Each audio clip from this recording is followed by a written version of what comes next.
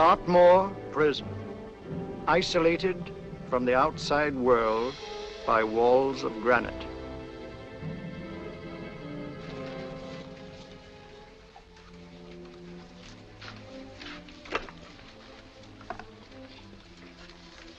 They say you could get out of here by merely telling what you know. You may or may not be another Scotland Yard bloke. But I'll give you the same answer I gave the others. I still have 2 years, 8 months, and 6 days left in which to make musical boxes. That'll be sold at auction for the benefit of this delightful sanctuary. And I intend to serve them.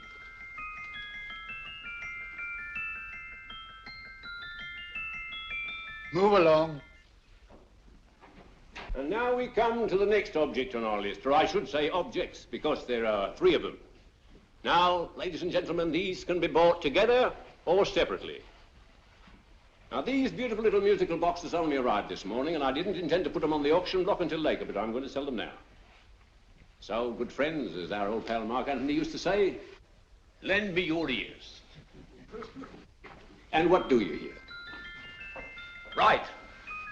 The beautiful tinkle tinkle of a musical box. What a lovely trinket. What a beautiful gift. Created and made by loving hands. A thing of beauty and utility.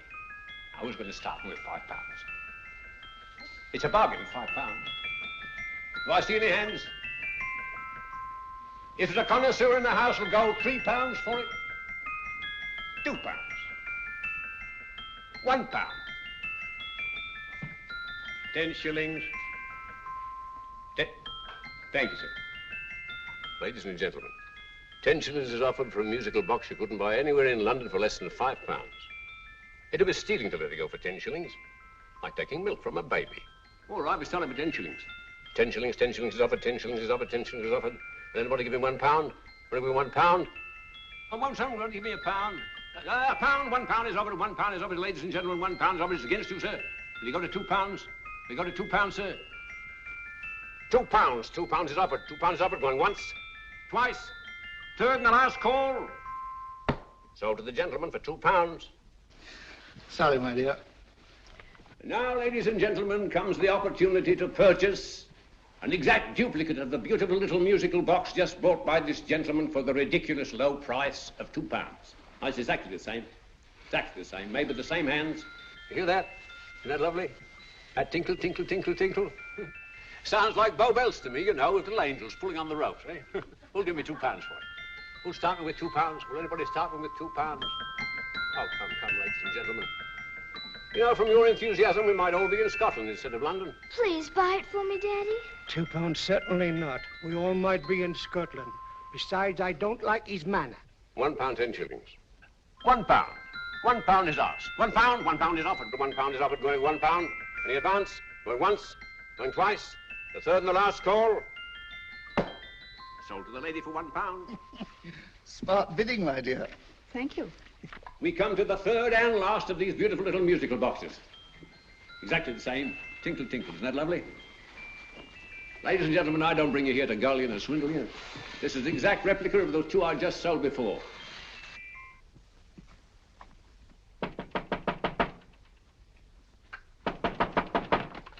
We're closed. But this is extremely important. Come in, sir, come in. I'm sorry to disturb you, but I was unfortunately delayed from arriving in time to bid on certain articles which I was rather anxious to obtain. Oh, perhaps they weren't sold, sir. We are carrying several things over. What might the articles be, sir? 3 identical musical boxes, about so large. Oh, I'm sorry, sir, but they were sold. Pity you weren't here to bid on them. They didn't bring anything like the real value. I'm most anxious to obtain them. I wonder if your records would show who the purchasers were. Oh, we don't usually give out that information, sir. For certain, shall we say, sentimental reasons, I'm most anxious to get in touch with the purchasers. I'd be willing to pay, shall we say, £5. Well, for certain sentimental reasons, sir, we'd be very happy to oblige. Alfred, today's sales. The 3 musical boxes. Musical boxes, oh. Ah, here we are. The first purchase for £2 from Mr. Julian Emery, 52 Portman Square. Write these addresses down, Alfred. Yes, sir. Second didn't leave any name. Well, how unfortunate. I think she's a dealer. You see, they don't like us to know where the things are going. On account of the profits. You say the second purchaser was a woman. Can you give me a description of her? Oh, she was a young woman, fairly tall, slender. She had a light complexion and dark hair, and she was wearing A grey suit, don't you remember? That's right. She probably runs a gift shop. She paid £1. You say she comes here fairly frequently? No, I didn't say so. But she does, sir. Like as not, she'll come in on Thursday. We have sales on Mondays and Thursdays. And the third box? The third, Mr. William Kilgore, 143B Hampton Way. For 10 shillings. Quite a drop from £2. Mr. Kilgore was a Scotchman. Well, thank you. You've been most helpful. Oh, thank you, sir. And any time you're passing, dropping, we always have lovely things for sale. How kind, sir? Thank you. I'll be back Thursday.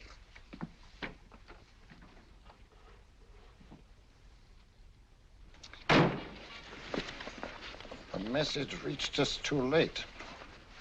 Musical boxes are being sold. Well, let's get out of here.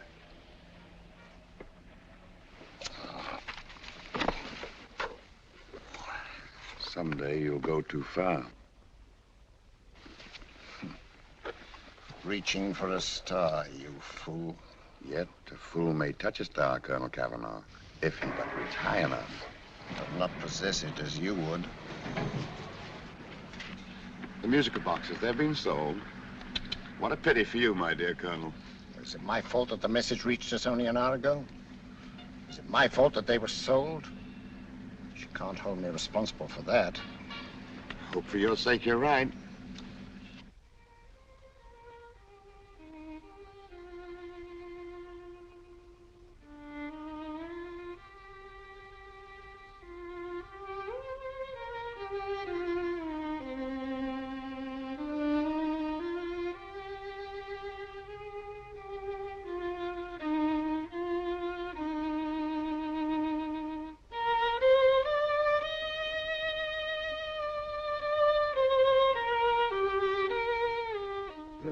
Upon you tonight at 7:45, a gentleman who desires to consult you upon a matter of the very deepest moment. Remember that letter, Holmes? It was written over 2 years ago. An interesting case, devilishly interesting. Irene Adler. What a striking-looking woman from the brief glance I had of her. Seems only yesterday. What charm. What poise, and what a mind. Sharp enough and brilliant enough to outwit the great Sherlock Holmes himself. I take it the new issue of the Strand magazine is out, containing another of your slightly lurid tales. It is indeed. And what do you call this one? I call it A Scandal in Bohemia. Not a bad title, eh? If you must record my exploits, I do wish you'd put less emphasis on the melodramatic and more on the intellectual issues involved. More on the What do you mean by that? Well, I do hope you've given the woman a soul. She had one, you know. By the woman, I suppose you mean Irene Adler. Yes. I shall always remember her as the woman.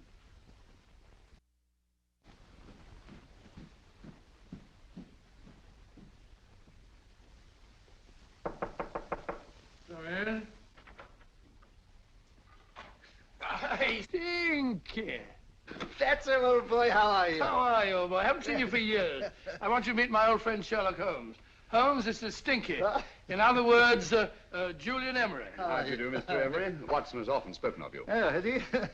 Yes, we were at school together. Yes, more years ago than I care to remember, but you didn't come in here just to remind me of that. No, I just happened to be in the neighborhood and saw your lights burning, so I took the liberty of looking you up. Still writing your mystery stuff? Yes, there's a new one out this week. Good, I never miss them. Oh, good, thanks. I say that bandage makes you look very interesting. Still poking your nose into other people's business as usual? Who hit you? I haven't the foggiest notion. Somebody knocked me on the head in my own living room and then proceeded to commit the most idiotic burglary you ever heard of. Fellow must have been balmy as a coot. Balmy? Why? Come sit down, old boy. Would you like a cup of tea? Huh? Oh, all right. I'll go and tell Mrs. Hudson about it. Yeah.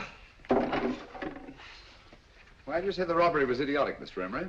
Oh, simply from the fact that with about £5,000 worth of musical boxes in my living room, the thief, who I caught in the act, made off with one that isn't even worth £5.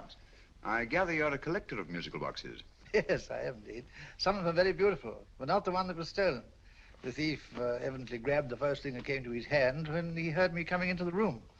Still, it's rather odd, isn't it, that having disposed of you, he didn't pick up something more valuable. Mm-hmm. Was there anything unusual about the stolen box? No, nothing at all. No, I picked it up in the south of France, several years ago.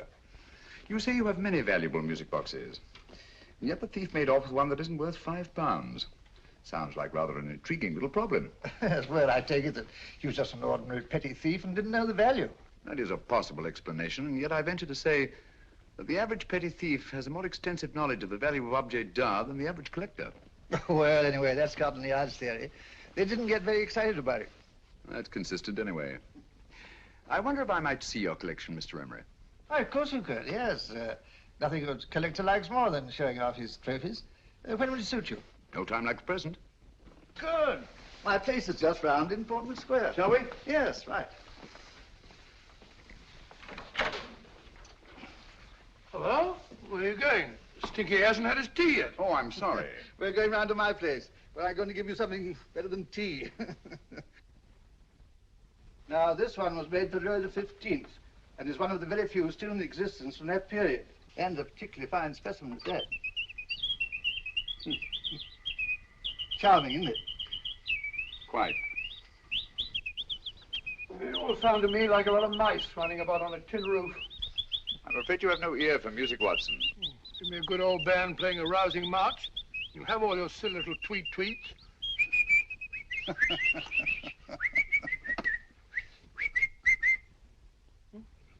Another one. It's just me.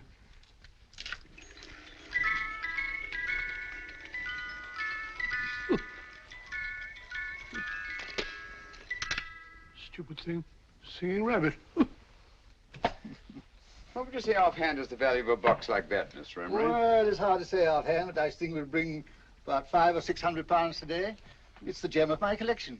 Yet a thief who steals an oddity like a musical box passes up one worth £500 for one of almost no value at all. Odd. Very odd. What was the stolen box like, Mr. Emery? Oh, just a plain wooden box about so big. Mm-hmm. As a matter of fact, I have one over here almost exactly like it. I picked this up yesterday at an auction room in Knightsbridge.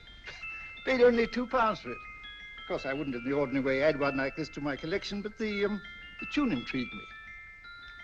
I'd never heard it before.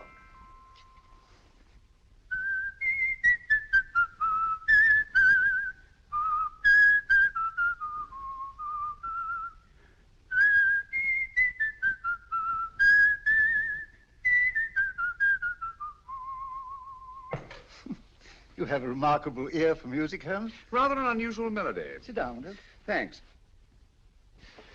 You say you bought that box at an auction sale yesterday?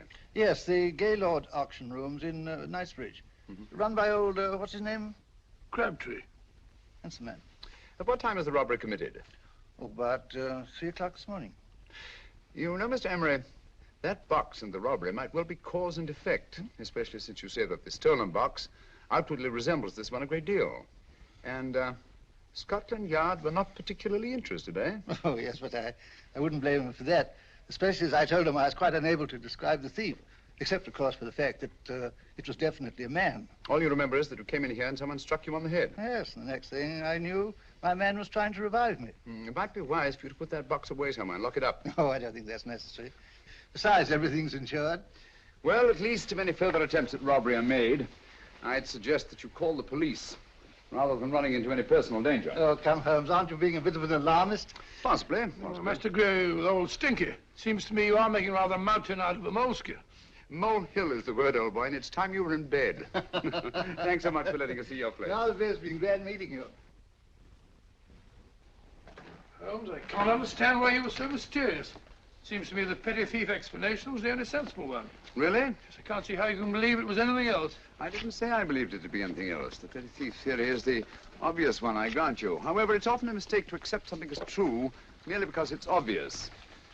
The truth is only arrived at by the painstaking process of eliminating the untrue. We are not able to do that in this case without further data. Rubbish, you're pulling my leg. You're trying to turn a tuppenny halfpenny robbery into an international plot. No, I'm not. I just hope that your friend Stinky is a little more cautious in the future. Just in case.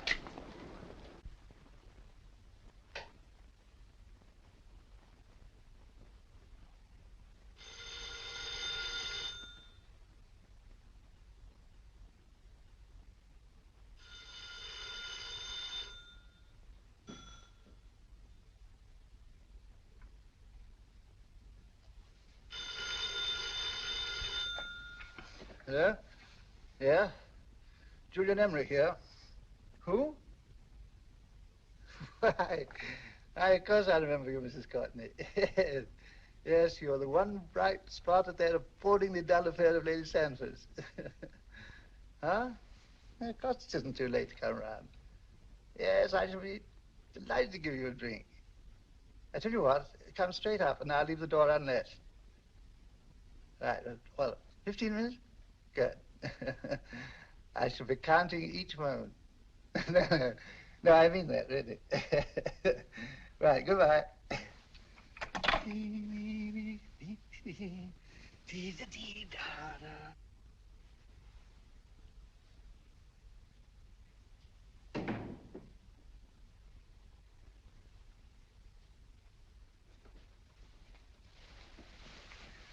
Boo! Oh, you startled me. Did I? Yes. Must be the pixie in me. I know I shouldn't have called you so late, but I was at a party just around the corner, and I remembered your invitation to see your collection of musical boxes. My dear Mrs. Courtney, the pleasure is all the greater for being so unexpected. My friends call me Hilda. Thanks. Mine called me Stinky. Stinky, how quaint. Oh, what a perfectly wonderful collection of musical boxes. You know, when you told me you had a collection, I had no idea it was so attractive. Yes. They appeal to the ear as well as to the eye. Oh, what a plain little one.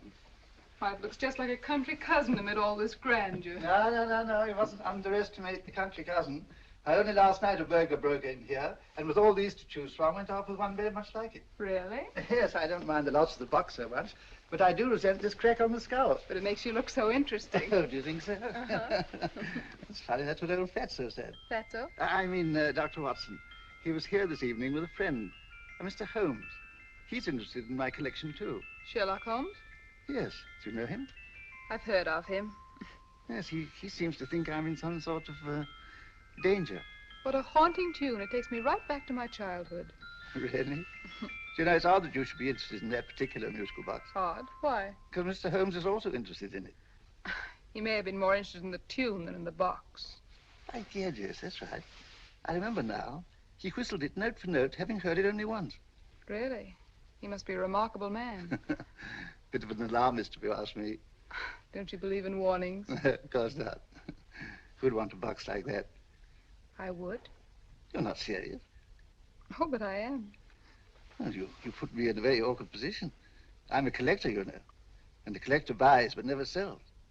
But if the price were high enough... The price has nothing to do with it. It's the principle of the thing. Yes, well, we haven't had our drink. No, thanks. I must be getting along. Must you really? I'm afraid so. You're not walking out on me, are you? My reputation, Stinky. I say, you know, you are an attractive woman. Thanks.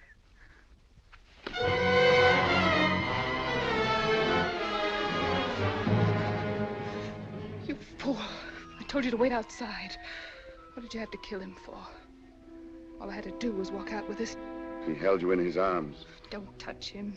Don't touch anything. Now get out. I'm sorry. You're sorry. What about me? This is murder. What about Scotland Yard? What about Sherlock Holmes? Now get out!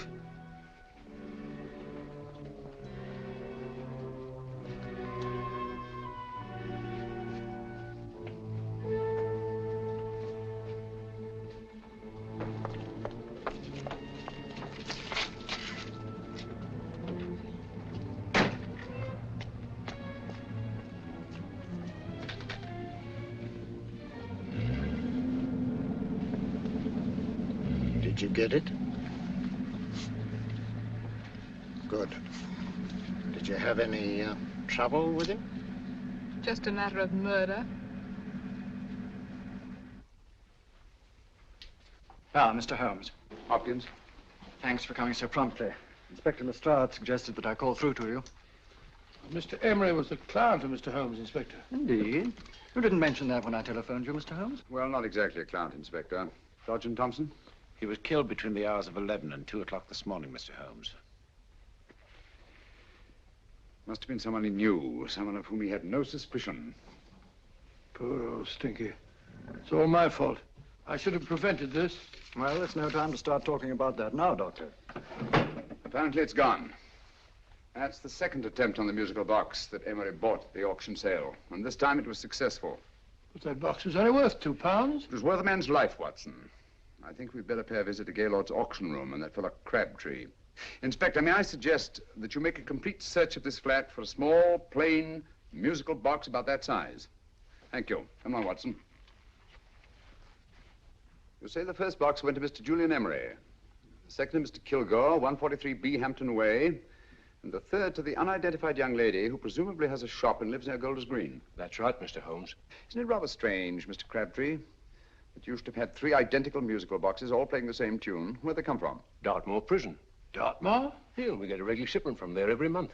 The inmates manufacture them. Well, they make all kinds of things, you know, pipe racks, waste paper baskets, musical boxes. Did you happen to notice if anyone showed any particular interest during the auction in the purchasers of these 3 boxes? Oh, come now, Mr. Crabtree. This is very literally a matter of life and death. Well, since you put it that way, Mr. Holmes, there was a gentleman came in here about an hour after closing time, and he was in an awful state, he was. He gave me £5 to tell him where the boxes had gone to. He said they had a sentimental value for him, sir. Expensive sentiment. Can you describe him? He was tall, distinguished looking, and he had grey hair and a moustache. Oh, he was quite a gentleman, sir. What was his reaction when you were unable to supply him with the address of the young lady who owned the shop? I told him the young lady usually come back on Thursday. He said he'd come back on Thursday. Now, that's tomorrow. Thank you, Mr. Crabtree. You've been very helpful. Thank you. Come along, Watson. Where are we going now, Holmes? To the home of Mr. Kilgore, the man who bought the 3rd box.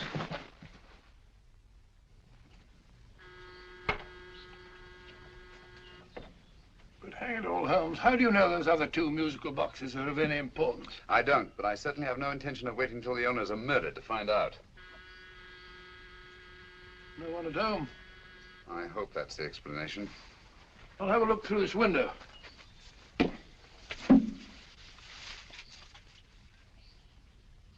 Doesn't seem to be anyone there. The whole place seems deserted as far as I can see. Yes. Mr. and Mrs. Kilgore at home? No. When do you expect them? Oh, in an hour or so. There's no use your hanging about. They don't buy nothing from peddlers. Peddlers? My good woman, this is Mr. Sherlock Holmes.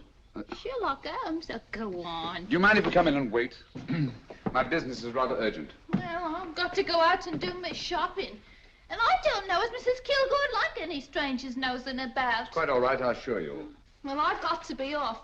You 2 wait in the parlor. And no smoking either. Mrs. Kilgore says it smells up the house. Funny old girl, Holmes.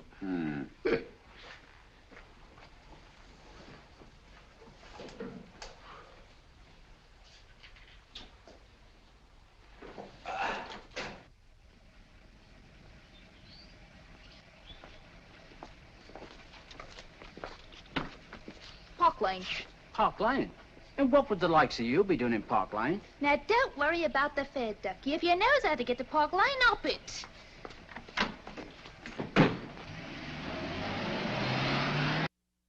You know, Holmes, I've been thinking. There must have been something hidden in that box of old Stinky's. Stolen jewelry, possibly. What's up, Holmes? Listen. What's just the steam in the water pipes?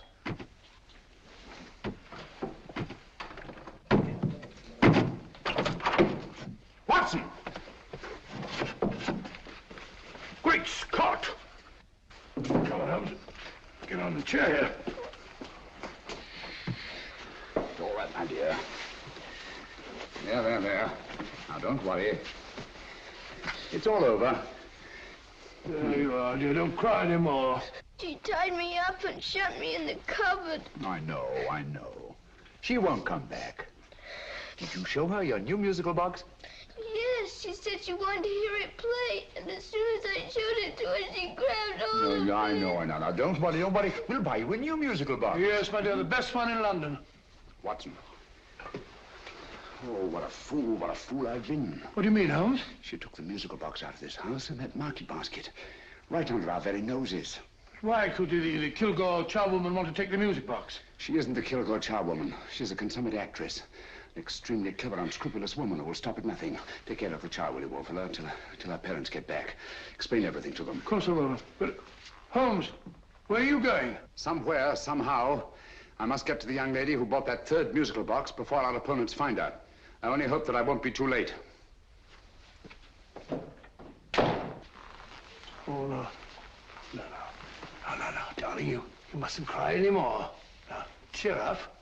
Would you like to hear old Uncle make a noise like a duck?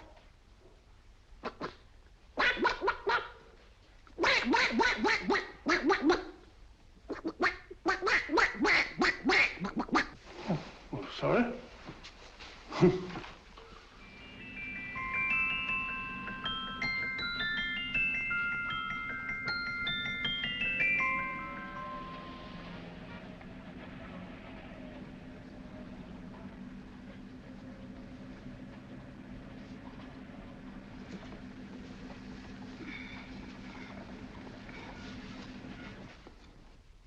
Now, ladies and gentlemen, how much am I offered for this beautiful lace Dresden china figurine? A lady of the French court. Now, this is the genuine article. What a beautiful ornament for your mantelpiece. Or you could use it as a centerpiece on the dining room table. Now, will somebody start me for £10? Will somebody start me for £10? £8? £7? All right, £5 is offered, £5 is offered, £5 is offered, £5.10, £5.15, £5.15. £6 is offered, £6, going once, going twice, the third and the last call. Have you all done? Sold to the lady from Twickenham for £6. Next, we have a real museum piece, ladies and gentlemen. A fine 19th century doll. The costume an exact replica of the holiday clothes worn by the Hungarian peasant women. Now, ladies and gentlemen, an article like this would cost you from £15 to £20 in a West End shop. I'm not going to ask for anything like that. Who'll give me £2 for it? £2. Anybody offer me £2? £2 for the Hungarian? £2? £1. What? Anybody give me £1? Anybody offer me £1 for the doll? £1 is offered, ladies and gentlemen. £1 is offered. Now, I'm not going to waste your valuable time or mine in trying to get one half of what this beautiful doll is worth. If the young lady can steal it for £1, that's her good fortune. So it's going once, it's going twice, the third and last call. Any more? Sold to the young lady for £1. And now, ladies and gentlemen, may I draw your attention to something which may be a great surprise to you, worthy of any collection. The only other one like it is in the British Museum. It's a Ming vase of the 7th dynasty. This vase lay in a large collection somewhere outside Rome for over 2 centuries, I understand. It was discovered there by the noted antiquarian Sir Andrew Coppleston. Now, some of you may remember Sir Andrew Coppleston. Besides being a noted traveller and antiquarian, he's also a gentleman rider.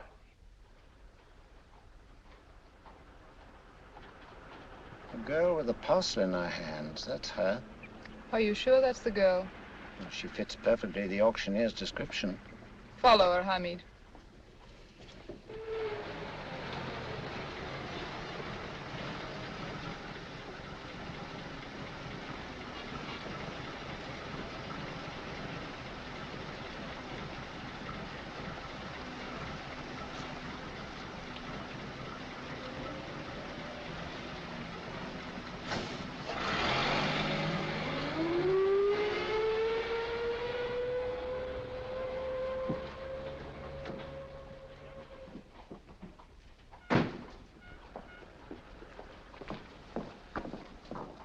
It's lovely, dear. And only £1.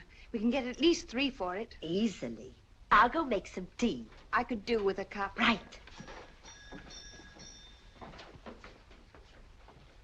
Good afternoon. Good afternoon. I'm looking for a birthday gift for a 7-year-old girl. What would you suggest? We have some lovely dolls. Now, this Hungarian I think peasant- she has enough dolls already. Books are always welcome. Well, I'm looking for something a little different. Well, that's rather cute. What is it? Well, that's a musical box. Children always love them. And this is an exceptionally nice one. It plays many tunes.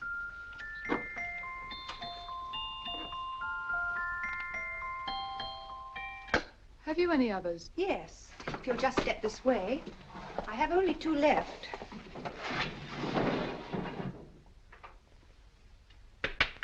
How nice.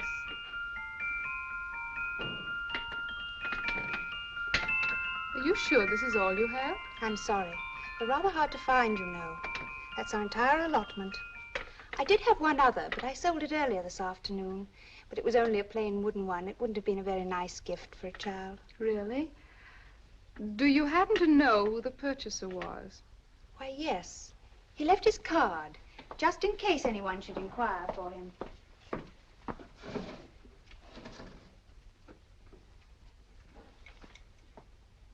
How interesting. I'm sorry, but I'm afraid I'll have to look a bit further. Thank you anyway. Good afternoon. Thank you.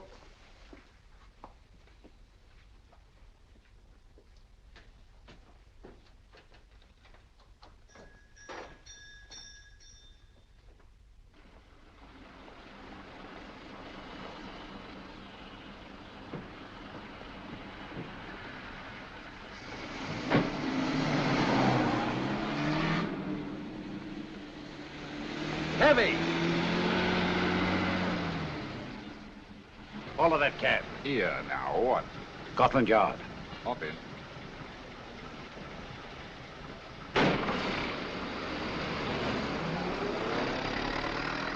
Sherlock Holmes. I might have known. We thought we were the hunters, instead of which we're the hunted. We've been fools. We played right into his hands. Of course. He's had us followed. Don't look. The man in front of the toy shop. Hamid, turn sharp right at the next corner and again at the next.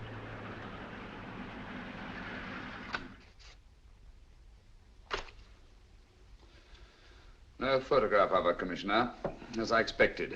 She's not a known criminal. But how do you expect to know if you do find her? After all, she was disguised as a charwoman. Don't worry, old fellow. If I ever see her again, I'll recognize her. Well, it won't be long till we know who they are and from where they operate. Who's covering them? Sergeant Thompson's following them, sir. They won't get away from him. He's a good man. We could have arrested them at Clifford's toy shop if we had any proof. But we know that they killed Emery. Proof, my dear fellow. We must have proof. We've x-rayed it, sir. There's nothing whatever concealed in the box. We'll have a look at the plates.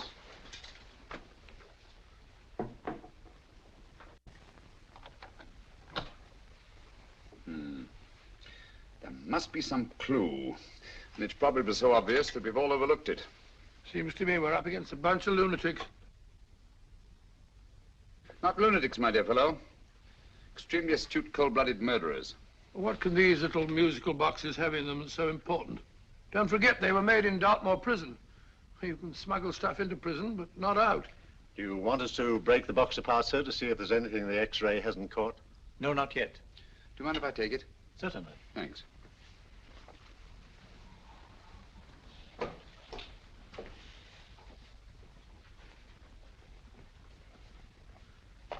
The governor of Dartmoor Prison informed us, sir, in answer to Mr. Holmes' question, that all 3 musical boxes were made by the same convict, John Davidson, serving a 7-year term, sir. Davidson? The Bank of England plates. That'll be all. Yes, sir. Now we're getting somewhere. Wait a minute. How did you know about the plates, Mr. Holmes? I'm a student of crime, Inspector. I make it my business to know about such things. And when the name of Davidson was mentioned... Well, who is this fellow Davidson? As long as Mr. Holmes seems to know all about it already, I suppose there's no harm in telling you. 2 years ago in London, there occurred a robbery of such tremendous importance, although the stolen articles themselves have no intrinsic value whatsoever, that the Home Secretary was instrumental in seeing that not a word of it appeared in any newspaper. But you never told me anything about this, Holmes. You were away at the time. Articles of no intrinsic value and yet of such importance? I don't understand. Davidson was apprehended within 15 minutes of committing the theft. But by that time, he'd hidden the articles in question and they've yet to be found. Before going further, Dr. Watson, I must inform you that this matter's not to be mentioned outside of this room. Of course not.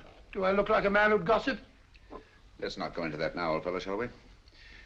Davidson had been employed for years in a position of extreme trust by the engravings department of the Bank of England.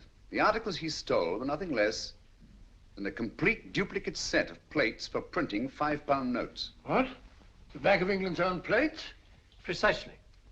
And with those plates, a gang of crooks could flood England with £5 notes, not forged in the usual sense of the word, but notes undetectable from genuine Bank of England notes in any way whatsoever. Good heavens. Any whisper at all might have resulted in enormous damage in shaking public confidence in the Treasury. We tried everything after we arrested Davidson. Offered him a shorter sentence if he'd tell us where he'd hidden the plates.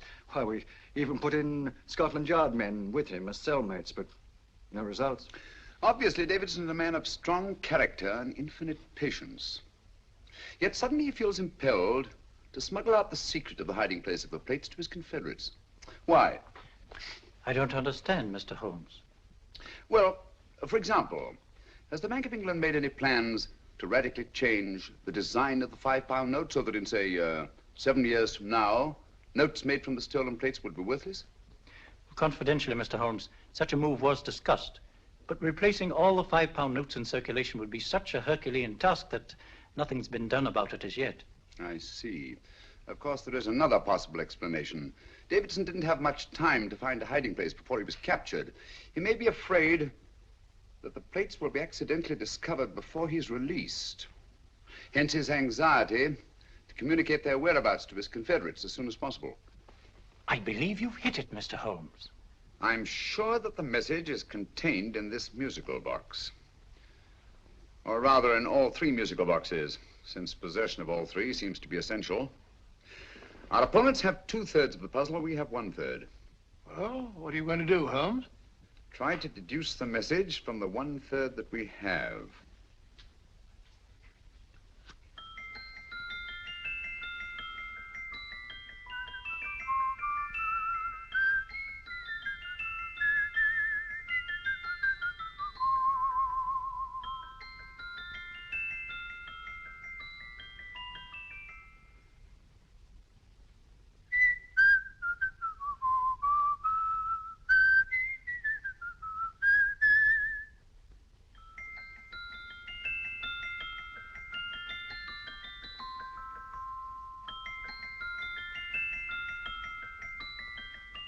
It's the same tune as the one played by Emery's musical box. And yet it's different. Sounds the same to me. The tune. Somehow the tune is the key to the mystery. It must be the tune. Otherwise, why use 3 musical boxes to convey the message? Why not collar boxes or shoe boxes? Yes? It's for you, Inspector. Oh, thank you, sir. Inspector Hopkins speaking. What? Where? Golders Green Station reports they've just found Sergeant Thompson's body. From the tire marks on his clothes, he was apparently run over by a taxi. What an unfortunate accident. Not an accident, my dear fellow. I'm afraid it's murder.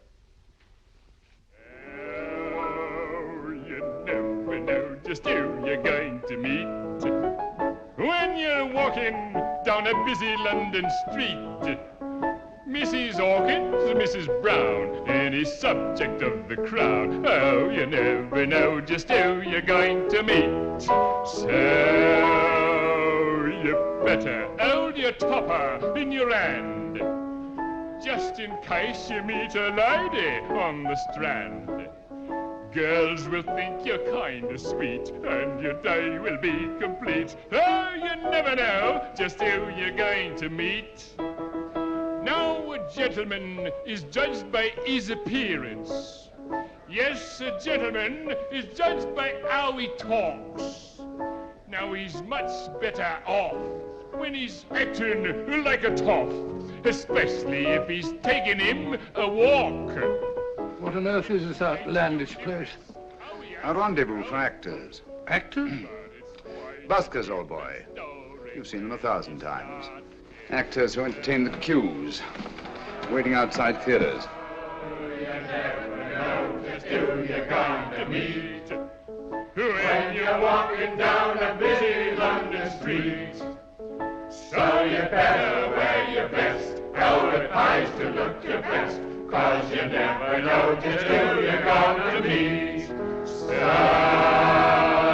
you better keep your manners right in view, just in case a lady gives a how'd you do.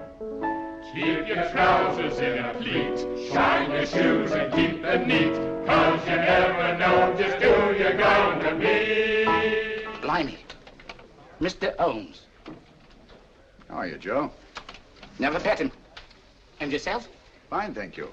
I want you to meet a friend of mine, Dr. Watson, Joe's sister. Oh, well, any friend of Mr. Holmes is a friend of mine. Hi, Joe. He did me a good turn once that I'll never forget. Yes, I cleared Joe of a most unpleasant charge. Murder, no less. Oh, really? By proving to the satisfaction of the police that he was busy at the time blowing open someone's safe. That's right, Governor. Good gracious me. Joe, now you can help me. Come on, buzz off, buzz off. Come on, up it, up it. Can't a gentleman have some peace and quiet around here? And you too. There you are, Mr. Holmes. Now we can have some peace and quiet around here. Thank you, Joe. There's £5 in this for you. Well, I wouldn't want to take it on myself, sir, but I can get somebody to do it for you for half of that. You don't know what the job is yet. For £5? Murder, ain't it? What? No, Joe, not murder, just music. I want you to identify a song for me. Oh, there ain't a song that's been written that I don't know. That's why I came to you. Of course, the violin is more my instrument, but, oh, well, here we go. Now, listen to this, Joe.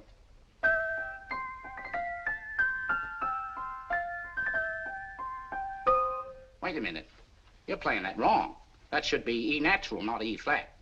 You know the song? Oh, yes. It's an old Australian song called, The Swag Man. But you're playing it all wrong. That's what I hoped you'd say. Now, listen again, Joe.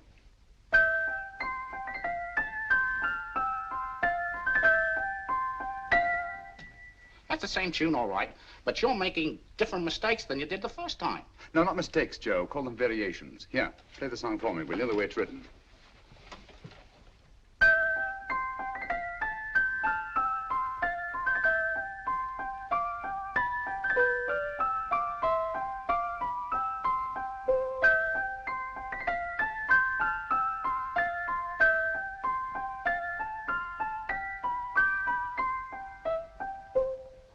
There you are. Thank you, Joe. What's it mean, Holmes? Are you onto something? Perhaps. I don't know yet. It's probably a code of some sort. Joe, could you write the song down for me, the way it was originally written? Oh, sure, Mr. Holmes. But it'll take a few minutes. Here, Mabel. Pale ale. Come on, up to it. Along with it.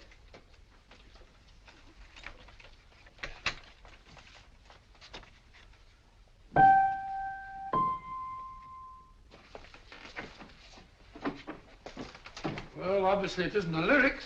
No combination of those words made any sense at all. The variations in the way Emery's musical box played the tune are different from the variations in the one we have. You sure? Quite. You see, I took the trouble to memorize the tune as played by Emery's box that night we were with him in his flat. Holmes, you amaze me. Elementary, my dear fellow. One of the first principles in solving crime is never to disregard anything, no matter how trivial. But why are 3 boxes? Why not 1? Because the message was obviously too long to be conveyed by any one variation. Then there's the 3rd box, the one that woman took from the Kilgores. That contains yet another set of variations. Yes, well, it's all beyond me. Well, all we have to do now is to find the secret of the variations. Not a very easy problem to solve, my dear fellow.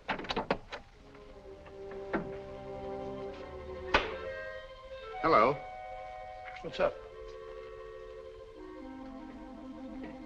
We've had company. I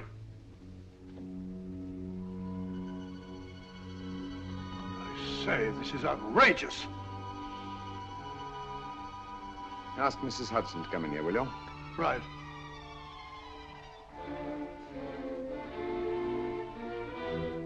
Hudson? Yes? Oh, there you are. Will you come up here at once, please? Oh, coming, sir.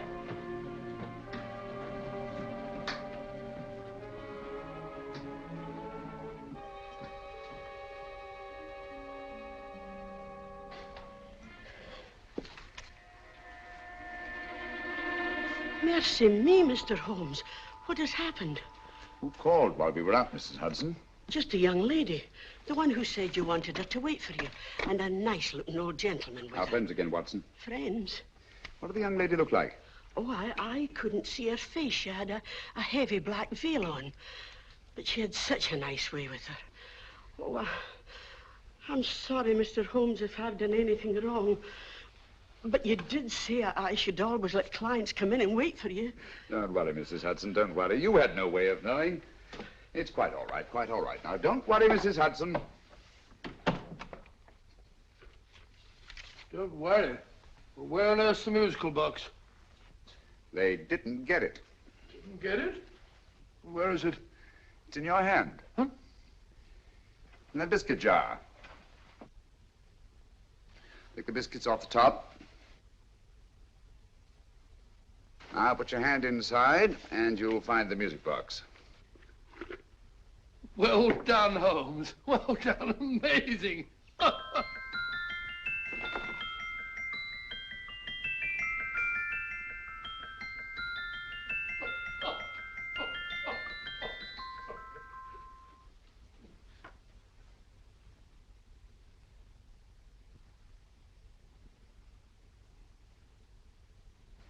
Whew. Nice fresh smell. Like a pub after closing time.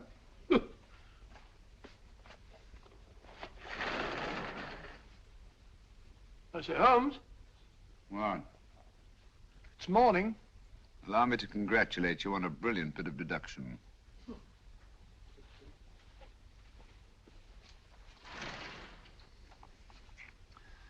It's not a transposition, not a polygraph transposition, not a trigraph, nor any known form of decoding. How about the Morse code? Have you tried that? Yes, at about 3 o'clock this morning. I'm sorry, old man. I was only trying to help.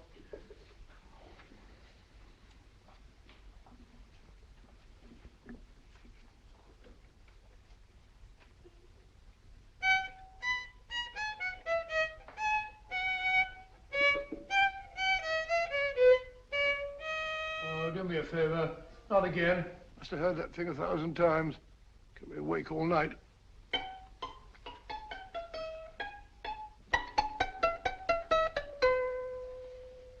Not a very distinguished composition, I grant you. You know perfectly well I don't know one tune from the other. When I was a kid, my people tried to have me taught the piano. I've always felt sorry for that old teacher of mine. The poor old girl finally reached the point of numbering the keys for me. 1, 2, 3, 4. Even then, I never progressed beyond... Numbering the keys, Watson. The 19th key of the keyboard is the 19th letter of the alphabet. S. Here. Write it down when I give it to you, old fellow, will you? The first altered note.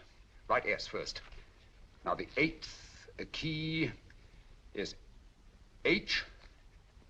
The 5th key, E. The 12th key, L. The 6th key, F. S-H-E-L-F.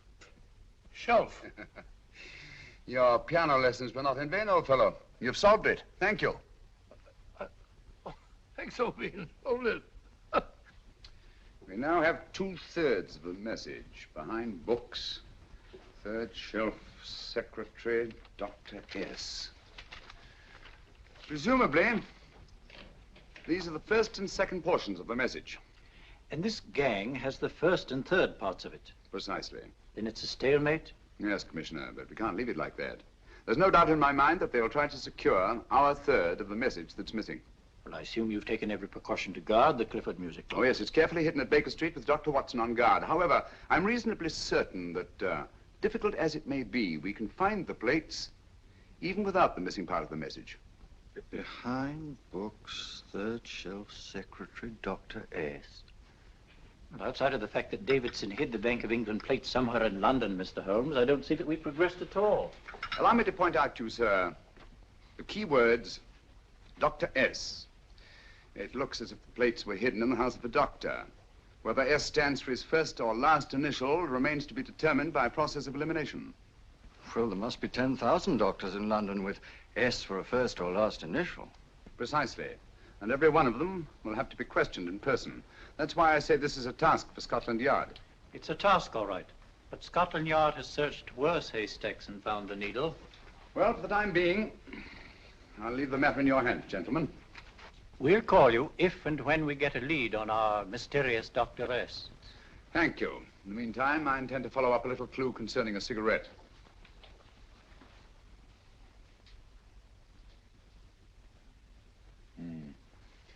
You're certain of the identification of the tobacco?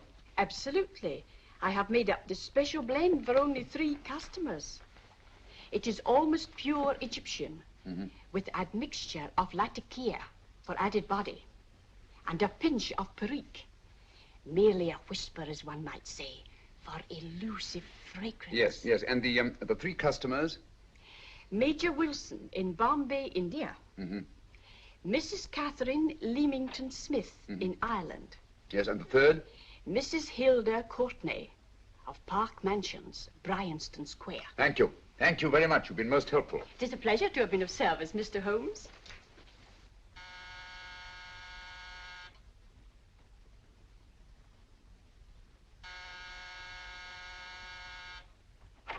Yes? Mrs. Courtney? Yes. My name is Sherlock Holmes. Oh, do come in. Thank you. I've heard of you, of course, Mr. Holmes. I believe we have a mutual friend in Sir Edward Brookdale. He's spoken to me of you quite often. Indeed. And to what good fortune am I indebted for this visit? I think you know Mrs. Courtney. Well, I did get a summons for speeding last week. But outside of that, I don't think I'm of any interest to the police. Oh, come now, Mrs. Courtney. You seem to forget that you and I have met before. I'm sorry. I'm sure I would have remembered meeting the great Sherlock Holmes. Please sit down. Thank you. You say we met before. Yes. At the home of Mr. and Mrs. Kilgore, 143B Hampton Road. Kilgore? I don't think I know anyone of that name. Well, I didn't say you knew them. As a matter of fact, you called on them when they were out. I don't understand, Mr. Holmes. Really? And you were dressed rather differently. Indeed. Cigarette? Thank you.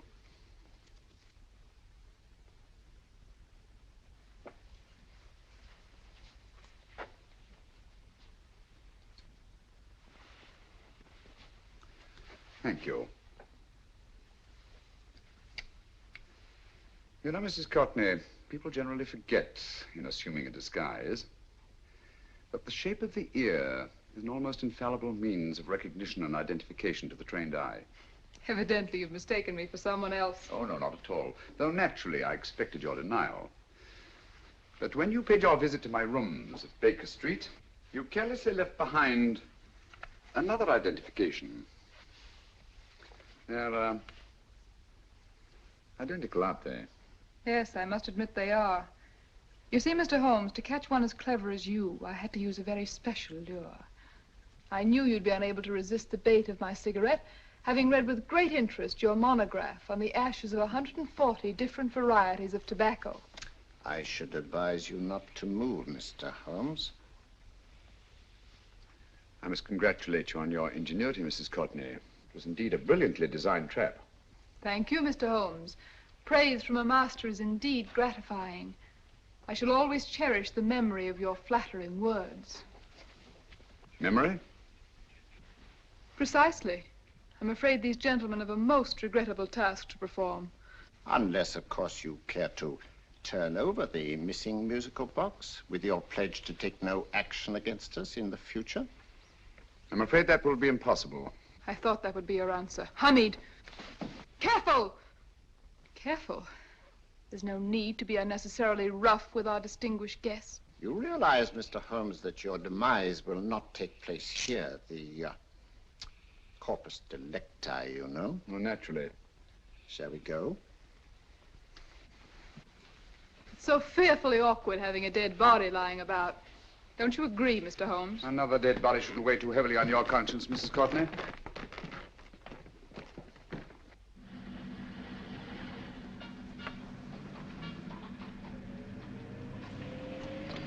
You mind if I have a cigarette? Ah, don't see why not.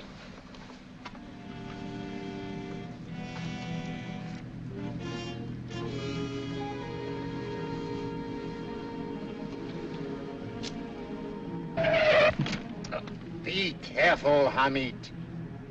It's the brakes, they bind. Thank you, Colonel Kavanagh. It's very considerate of you.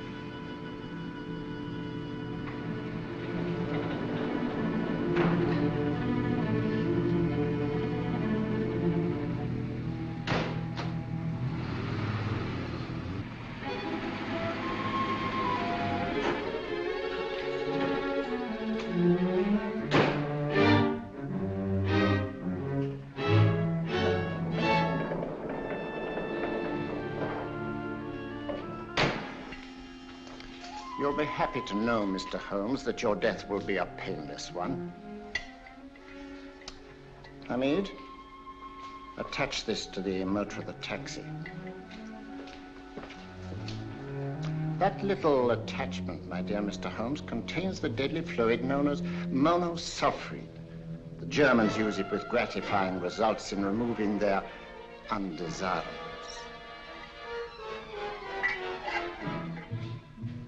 Start the motor.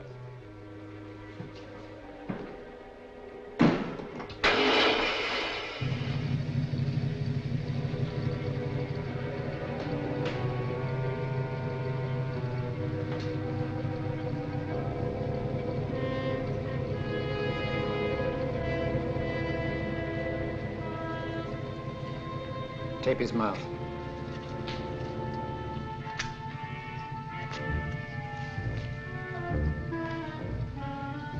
Now, up with him, Hamid.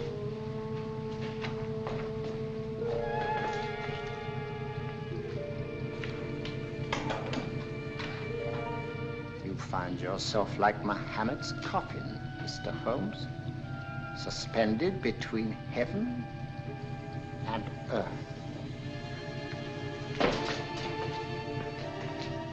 Plenty of fuel in the tank? Good. It would be too bad to have anything go wrong through so simple an oversight.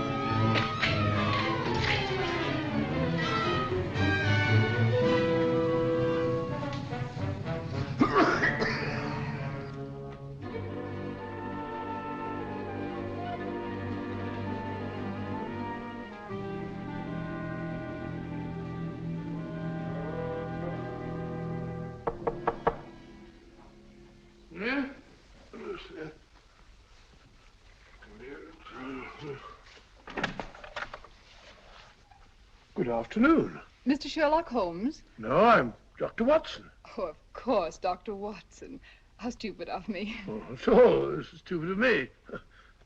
Won't you come in? Well, I really came to see Mr. Holmes. Oh, I'm afraid he's out. I don't know when he'll be back. Perhaps there's something I can do. Won't you sit down? Thank you. You know, Sherlock Holmes and I have been engaged on a great many cases. Oh, really? Yes, indeed. As a matter of fact, this very moment, we're involved in one of the most baffling... Oh, well, won't you tell me your trouble, and I may be able to help you. That's very kind of you, Dr. Watson. Perhaps if I wouldn't be imposing too much. Imposing? Oh, there's no imposition. No imposition at all. A pleasure, I assure you. Now, tell me all about it, Miss Williams. Mrs. Williams.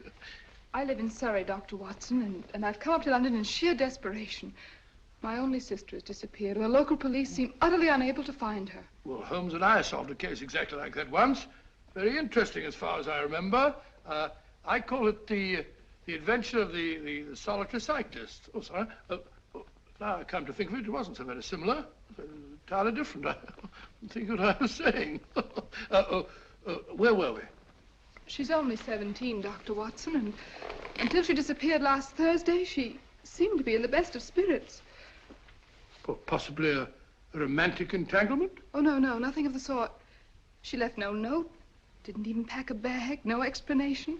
She just started to walk to the village from our house in broad daylight and simply vanished from the face of the earth. Oh, there.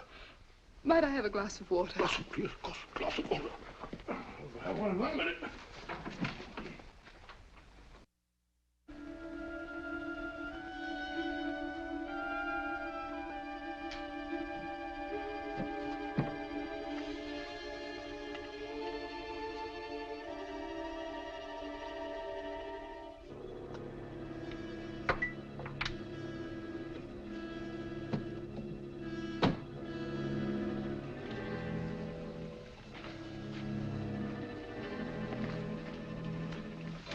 There you are, my dear. Thank you, Dr. Watson. No, you're not to cry anymore. You must pull yourself together. I feel much better already knowing that you're going to help me. Oh, Dr. Watson, look! Good heavens! Get through the fire brigade, quickly!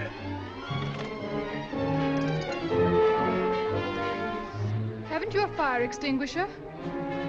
By George, we have in the kitchen.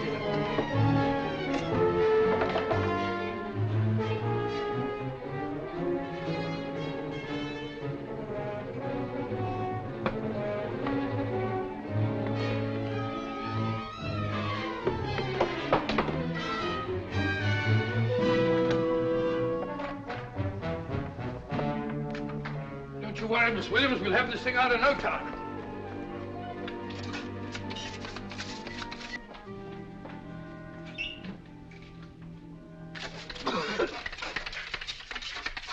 That's got it.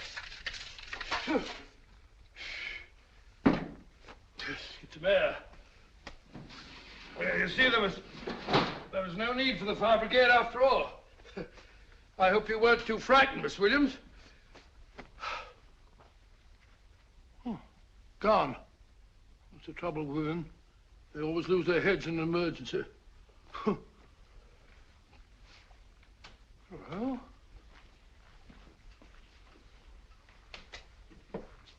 a musical box. Great Scott! Miss Williams!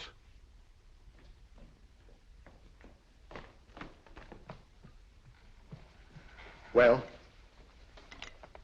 Good. And Holmes? By now, Mr. Holmes has no doubt exchanged his violin for a harp. Always assuming that heaven is his destination. And now that we have the missing musical box.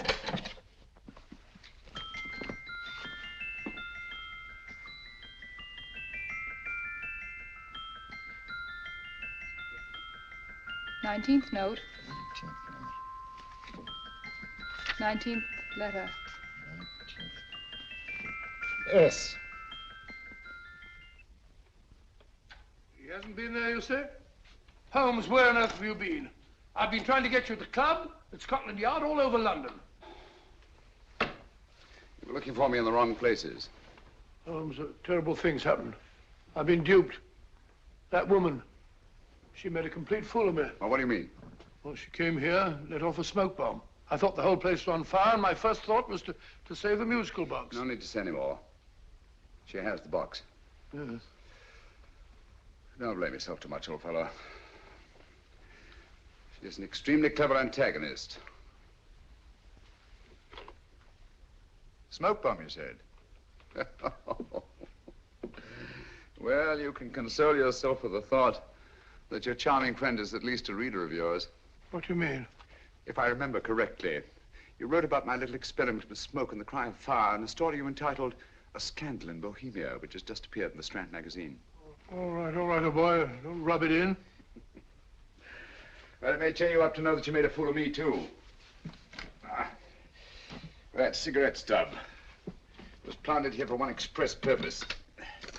You got any bandaging around this place? Bandaging? What's the matter, Holmes? You hurt? Explanations will have to wait until later. At the moment, we're faced with a problem which I fear is insurmountable. Come over here, old boy, will you? Right. Our opponents are in possession of all three parts of the code. And here are we, while the Bank of England plates pass into their possession. Cheer up, old fellow, cheer up. As Dr. Samuel Johnson once said, there's no problem the mind of man can set that the mind of man cannot solve. What's that, old fellow? I was just quoting Dr. Samuel Johnson. He said there is Thank you, Watson. Thank you. Leaving the front reception room, we come into the main hall, where Dr. Johnson was in the habit of passing through to have his meager meals in the dining room opposite, in company with his friend and biographer, James Boswell. We will now pass up the stairway, which remains in its natural wood finish, just as it was when the good doctor was here. The framed etching on the wall is believed to have been presented to Dr. Johnson by the distinguished painter, Sir Joshua Reynolds. I've been told here that that picture was given in by Mrs. Thrale, and it's definitely not a Reynolds. Is that important, my dear? Oh, I'm sorry. This way, ladies and gentlemen, please, this way. Move along, children, move along. The secretary's not on this floor. Patience, Hamid. I've a feeling My that... dear Colonel, with Sherlock Holmes out of the way, what could go wrong?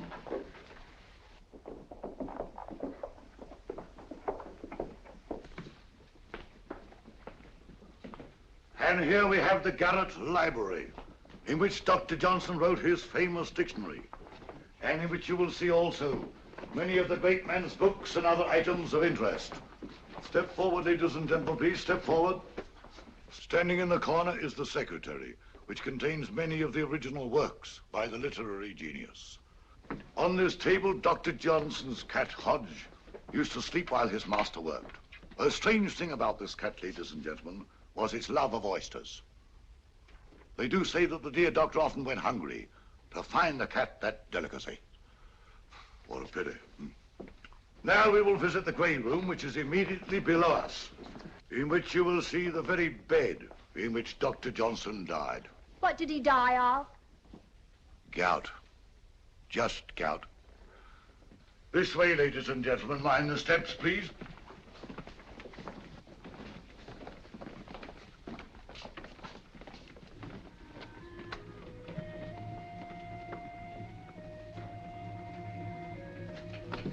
Your keys.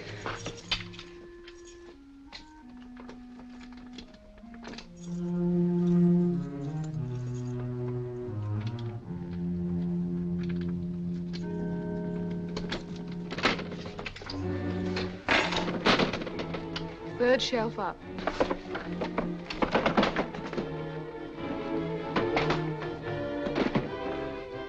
The knife.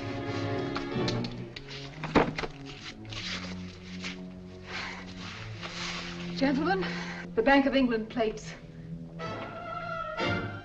Well, Mrs. Courtney, so we meet again. No, I shouldn't do that if I were you, Colonel Cavanaugh. I must congratulate you, Mr. Holmes. You're far more clever than I thought. Thank you, Mrs. Courtney. Praise from you is indeed gratifying. I shall always cherish the memory of your flattering words. Memory? Oh, thank you. And now I have a most regrettable task to perform.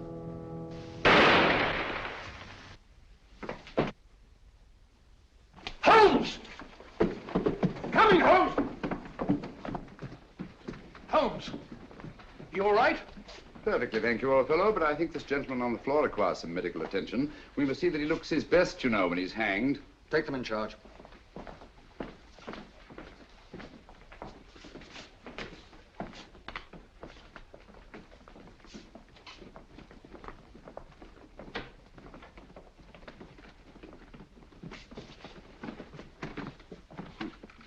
A brilliant antagonist.